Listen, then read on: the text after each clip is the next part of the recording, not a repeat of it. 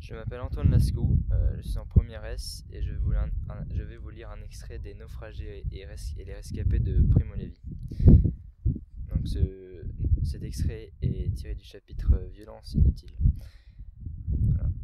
Je voudrais encore dire un mot comme l'exemple d'une violence extrême, à la fois absurde et symbolique, de l'usage sacrilège qui fut fait, non accidentellement, mais méthodiquement, du corps humain considéré comme un objet, une chose n'appartenant à personne, dont on pouvait disposer arbitrairement.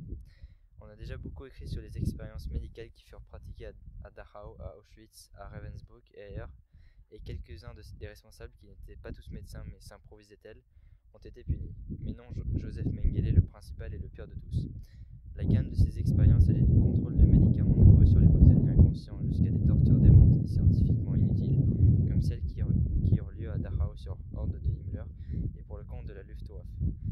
Les individus sélectionnés, parfois préalablement suralimentés afin de les remettre dans un état physique normal, étaient soumis à des séjours prolongés dans une eau glacée ou introduits dans des chambres à décompression où l'on stimulait la raréfaction de l'air à 20 000 mètres, une altitude que les avions de l'époque étaient bien loin d'atteindre, en vue d'établir à quelle altitude le sang humain commence à bouillir. Une donnée qu'on peut obtenir dans un laboratoire quelconque avec le minimum de frais et sans victimes, ou que l'on peut même déduire de tableaux courants.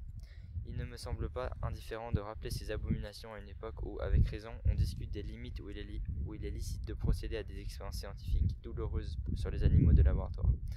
Cette cruauté caractéristique et sans but apparent, mais hautement symbolique, s'étendait en raison de sa nature symbolique précisément aux dépouilles humaines suivant la mort, ces dépouilles que toutes les civilisations, depuis la plus lointaine préhistoire, ont respectées, honorées et parfois redoutées.